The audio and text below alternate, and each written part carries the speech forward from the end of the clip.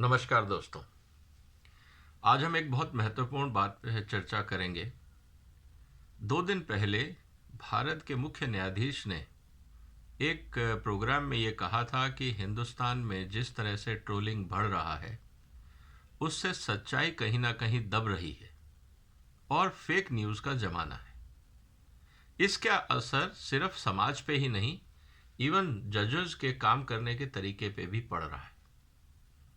आज हम इस पे चर्चा करते हैं कि क्या ये इतना महत्वपूर्ण मुद्दा है, और एक जो सुझाव आया है कि इस पे किसी तरह का कानून होना चाहिए। क्या आपको लगता है ये सही है? जहां तक बात है आज इस प्रोग्राम की कि आज हम कर क्या रहे हैं, जहां तक बात है ट्रोलिंग की, सबसे पहले ये समझना होगा कि ट्रोलिंग होता क्या है। जहां तक बात है ट्रोलिंग की, ट्रोलिंग अपशब्दों का इस्तेमाल, किसी मुद्दे पे अगर आप किसी से सहमत नहीं हैं, आप उनके पीछे लग जाते हैं। एक ट्रोलिंग आर्मी के नाम से बहुत कुछ पॉपुलराइज है आज के ज़माने में कि आप एक वर्ग जो किसी के दूसरे की बात से सहमत नहीं है उसको काफ़ी अपशब्द इंटरनेट पे, ट्विटर पे, फेसबुक पे, जहाँ पे भी सामने वाले ने पोस्टिंग करी है उसके ऊपर वो अपने विचार रख देते हैं और एक तरह से साइबर स्पेस में एक जंग छिड़ जाती है। कुछ लोग जो उसके फेवर में हैं और बाकी लोग जो उसके अपोजिशन में हैं। ये बात सही है, लेकिन बड़ा मुद्दा ये है कि क्या ट्रोलिंग के चक्कर में हम सोशल मीडिया के कानून बना सकते हैं, और अगर हम बनाएंगे तो इसका फायदा किसको होगा, क्या ये उचित होगा? सवाल ये है। जहां तक बात है, पूरी दुनिया में ट्रोलिंग का एक कॉन्सेप्ट हमेशा से रहा है। ये कोई आज की बात नहीं है। हमेशा जब भी लोगों में मतभिन्न रहे हैं तो हमेशा डेमोक्रेसी के अंदर, अगर आज आप चुनाव की बात करते हैं, चुनाव कैंपेन में क्या होता है, अगर हम देखें तो एक दूसरे के प्रतिनिधि एक दूसरे की ट्रोलिंग ही तो करते हैं, चाहे वो पोस्टर के माध्यम से, टीवी के माध्यम से, सोशल मीडिया के माध्यम से। एक ट्रोलिंग का सबसे बड़ा फायदा ये है कि इससे सामने वाले संभल के बात करें, क्योंकि अगर उन्होंने कोई लूज शब्द का इस्तेमाल किया, गलत तथ्यों को पेश किया, तो निश्चित रूप से ट्रोलिंग होगी। हिंदुस्तान की जहाँ तक बात है या पूरी दुनिया की बात है, राजनीतिक क्षेत्र में ट्रोलिंग बहुत कॉमन है। हर राजनीतिक दल, हर नेता ट्रोलिंग के शिकार होते रहे। इवन पर्सनल लाइफ में भी, दोस्तों के बीच में भी ट्रोलिंग होती रहती है। लेकिन इसके लिए क्या हम कानून लाएं? क्या कानून से ये प्रॉब्लम सॉल्व होगी? मुझे नहीं लगता। लेकिन एक और जो बात चीफ जस्टिस साहब ने कही कि इससे जजों पे भी प्रभाव पड़ता है, ये ज़्यादा चिंता की बात है कि क्या जजेस बाकी जो समाज में घटनाएं हो रहे हैं उससे प्रभावित हो रहे हैं? क्या उनको ये लगता है कि वो ईमानदारी से जजमेंट नहीं दे पा रहे हैं, या जो भी वो जजमेंट देंगे उससे समाज में एक विवाद शुरू होगा? अगर ऐसा है तो उसमें बुराई क्या है? मेरे हिसाब से इस पूरे प्रक्रिया में अब ये जजेस पे ज़्यादा जिम्मेवारी आ जाती है कि जो भी वो निर्णय लें वो तथ्यों के आधार पे लें, और जिसको हम कोर्ट में कहते हैं स्पीकिंग ऑर्डर्स, आपको स्पीकिंग ऑर्डर देने होंगे। एक उदाहरण लेते हैं। नूपुर शर्मा के केस के समय जब जजेस ने कुछ टिप्पणियां की थी तो भयंकर रूप से सोशल मीडिया पे ट्रोलिंग हुई थी। जब वहां पे ट्रोलिंग हुई तो उसका असर क्या हुआ? 3 हफ्ते बाद नूपुर शर्मा को न्याय मिला। लेकिन सवाल यह है कि जो जजेस ने अवांछित टिप्पणियां की थी, क्या वो सही था? दूसरी तरफ एक और व्यक्ति को जब वो न्यायालय में गया, उसको सहानुभूति पूर्वक उसके केस को सुना गया और उसके पक्ष में जजेस ने फैसला दिया। उसको लेके भी ट्रोलिंग हुई। अब दोनों केस एक ही मुद्दे पे थे, जुबैर का और नूपुर शर्मा का। दोनों में ट्रोलिंग हुई।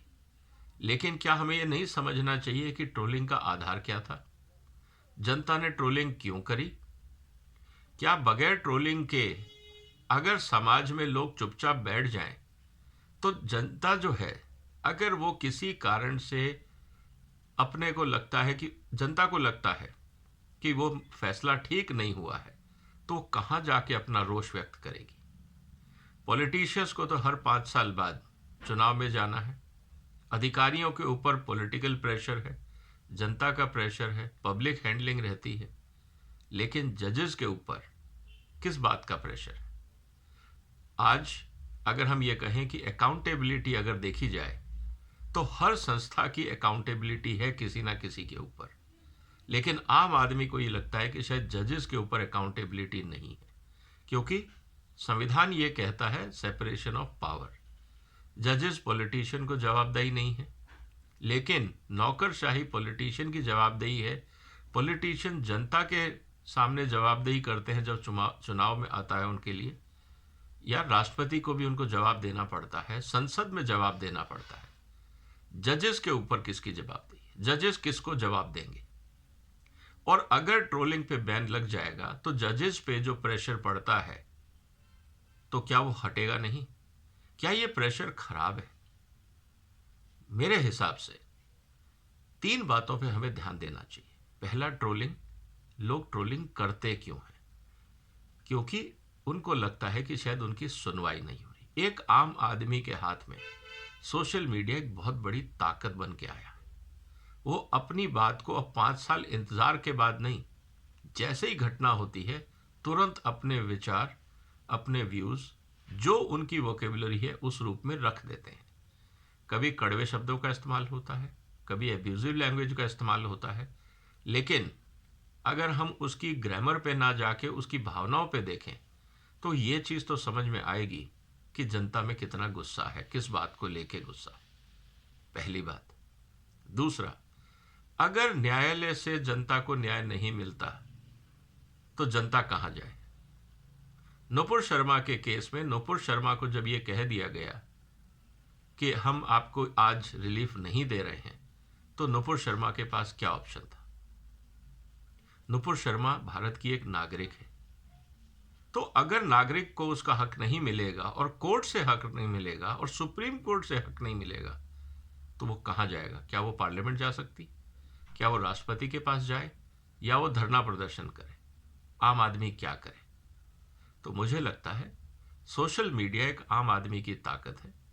अगर जजेस को लगता है कि ट्रोलिंग से उन पे दबाव है, तो उनके लिए ये ज़्यादा ज़रूरी है कि उनके जब ऑर्डर आए वो ज़्यादा स्पीकिंग ऑर्डर हों, तथ्यों पे आधारित हों, और जो तथ्य आधारित बातें नहीं हों, ना उसको कोर्ट में कहा जाए ना उसको जजमेंट में लिखा जाए। तो मुझे लगता है कि ट्रोलिंग की समस्या बहुत बड़ी चुनौती नहीं है इस देश के लिए। और रही बात कि अगर हम ट्रोलिंग बंद करके उम्मीद करते हैं कि समाज में जो नाराज़गी है, जो गुस्सा है, जो मनमुटाव है, वो रुक जाएगा, ऐसा नहीं होगा। वो कोई और रास्ता ढूंढेगा, क्योंकि वो तो पानी की तरह बहता हुआ नाराज़गी है। हम डेमोक्रेसी की बात क्यों करते हैं? क्योंकि डेमोक्रेसी एक ऐसा साधन है कि अगर आपको किसी मुद्दे पे मतभेद है तो आप चुनाव में वोट देके उस सरकार को हटा सकते हैं। ये डेमोक्रेसी में आम जनता की ताकत है। जहाँ पे ये ताकत नहीं है वहाँ विद्रोह होते हैं, अराजकता होती है, रॉयट्स होते हैं। उसको मार्शल लॉ कहा जाता है, या डिक्टेटरशिप कही जाती है, या राजशाही कही जाती है। डेमोक्रेसी में 5 साल इंतजार ना करके आज जनता सोशल मीडिया पे ट्रोलिंग के माध्यम से अपने विचार रख देती है। शब्दों की वोकेबुलरी पे ना जाके अगर हम उनकी भावनाओं के पीछे जाएं और सारी संस्थाएं ये देखें कि क्यों ट्रोलिंग हो रही है, तो मुझे लगता है कि समाज सुधरेगा। उसकी बुराई नहीं है। लेकिन जहाँ तक बात है, हम ये चाहें कि जनता किसी भी संस्था को या किसी भी पदाधिकारी को इज्जत दे और ट्रोलिंग ना करे, फेक न्यूज़ के भरोसे ना आए, तो उसके लिए एक ट्रैक रिकॉर्ड ज़रूरी होता है। जनता एक दिन में ओपिनियन नहीं बनाती है, ओपिनियन बनने में टाइम लगता है। लोग आपको देखते हैं, आपके काम करने की शैली को देखते हैं। अचानक अगर एक बड़ा वकील एक पॉलिटिशियन का केस लेके जाए सुप्रीम कोर्ट में और तुरंत सुनवाई हो जाए, और दूसरी तरफ सैकड़ों हजारों केस लंबित रहे, और जैसा राष्ट्रपति महोदया ने कहा कि गरीब आदमी की तो कोई सुनता ही नहीं है कोर्ट में, क्योंकि उसके पास वकील को देने के पैसे नहीं हैं, तो क्या उसको न्याय नहीं मिलना चाहिए? तो अगर वीआईपी को प्रायोरिटी मिले और उसके ऊपर अगर कोर्ट की ट्रोलिंग हो तो क्या बुरा है? क्या न्यायालयों को, न्यायाधीशों को ये नहीं देखना चाहिए कि उनके हर एक्शन के ऊपर आज जनता की निगाह है और जनता अपनी बात रखेगी? तो मुझे लगता है कि ये ट्रोलिंग एक अच्छी चीज़ है। जहाँ तक बात है प्रेशर की, निश्चित रूप से पॉलिटिशियन रोज झेलते हैं इस ट्रोलिंग के प्रेशर को, समाज में हम सब झेलते हैं ट्रोलिंग के प्रेशर को, और मुझे लगता है उससे सुधार होता है। अब शायद जजेस के ऊपर ये प्रेशर आ रहा है, सुधार की गुंजाइश ज़रूर है। तो ये ट्रोलिंग एक शायद आम जनता का माध्यम है अपनी बात रखने का, और जजेस को ये समझना होगा कि ट्रोलिंग एक्सप्रेशन ऑफ व्यूज़ है।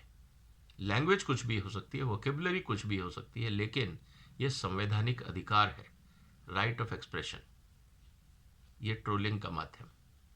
इस पे ध्यान देने की ज़रूरत है। मुझे लगता है कि ट्रोलिंग, सोशल मीडिया, चाहे वो सरकार हो, चाहे वो न्यायपालिका हो, चाहे वो अधिकारी हो, सबको समझना होगा कि आने वाले दिनों में ट्रोलिंग का फ़ायदा है। धन्यवाद, आपने टाइम निकाला। अगर आपको ये वीडियो पसंद आता है, आप शेयर करें, लाइक करें। फिर मुलाकात होगी किसी और मुद्दे पे। आपने टाइम दिया, धन्यवाद।